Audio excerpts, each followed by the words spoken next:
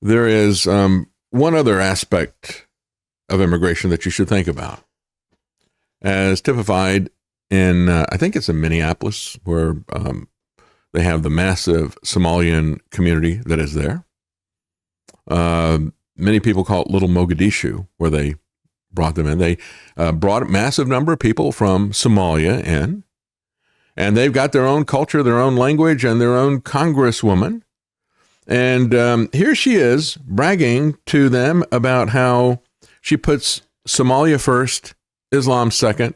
She doesn't even mention where America falls. I think Marxism is third place in her worldview. America doesn't even figure into it. This is her speaking in their native language, so I'll try to translate what she's saying here. My answer to Somalians was that the U.S. government will only do what Somalians in the U.S. tell them to do. They're going to direct the U.S. government. They will do what we want, nothing else. They must follow our orders. We Somalians must have that confidence in ourselves. We live in the U.S., we pay taxes in the U.S., we have a real voice. The U.S. is a country where one of your daughters, myself, is in Congress and so forth. And so then she starts talking about their petty issues. You know, they got a dispute there between one area and in Somalia and Ethiopia. And so you care about that issue, I care about that issue, and we're going to bring the U.S. government to heel. So the U.S. government will only do what Somalians in the U.S. tell them to do. They will do what we want and nothing else. They must follow our orders. That is how we will safeguard the interests of Somalia. We Somalians must have the confidence in ourselves that we call the shots in the U.S.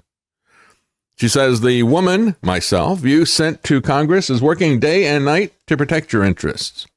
She knows your plight and that of Somalia. I am as concerned about Somalia as you guys are. Together, we will protect the interests of Somalia. She went on to say that, and see, this is a much bigger threat than the guy who comes through the border and says, you don't know who I am? You're going to find out who I am. This is, I think, a bigger threat to create massive communities of enclaves of foreigners who see that they can not only not assimilate, they don't like America, they want to use America for their political agenda. They're not just coming here for free stuff. They're coming here to co-opt America, to take out their petty program of vengeance or war or whatever in the area that they came from.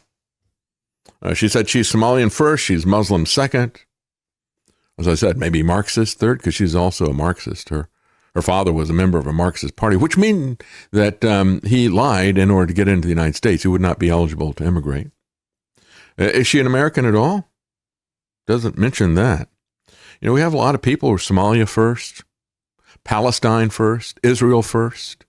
As a matter of fact, we got hundreds of congressmen who are put America's interest behind Israel. But we've got a lot of people, you know, Rashida Tlaib and all these, you know, winning it. All right, you know, I'm here to represent Palestine in the U.S. Congress. So, all right, Palestine and Somalia shouldn't have representation in the U.S. Congress.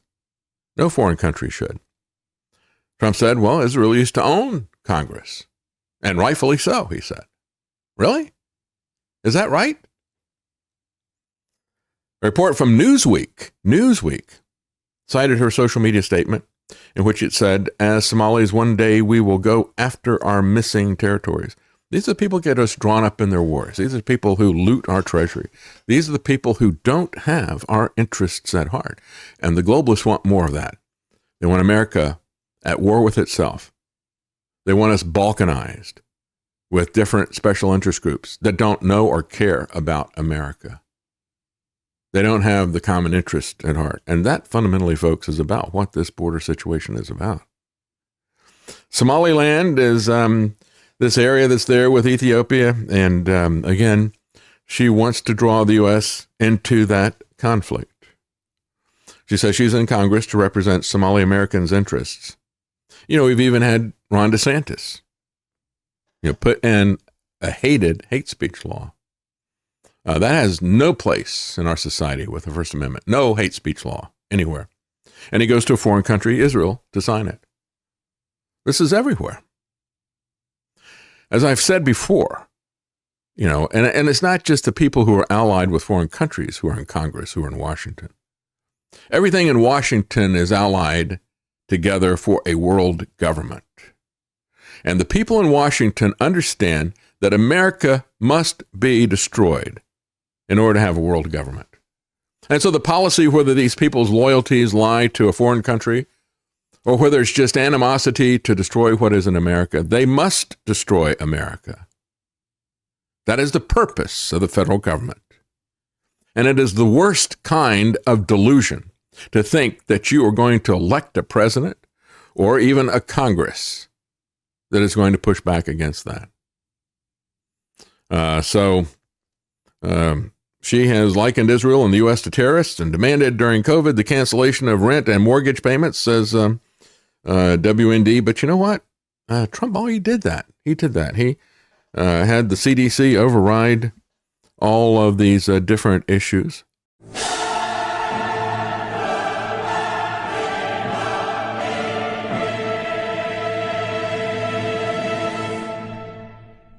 The David Knight Show is a critical thinking super spreader. If you've been exposed to logic by listening to the David Knight Show, please do your part and try not to spread it. Financial support or simply telling others about the show causes this dangerous information to spread farther. People have to trust me. Trust the science. Wear your mask. Take your vaccine. Don't ask questions. Using free speech to free minds. It's the David Knight Show.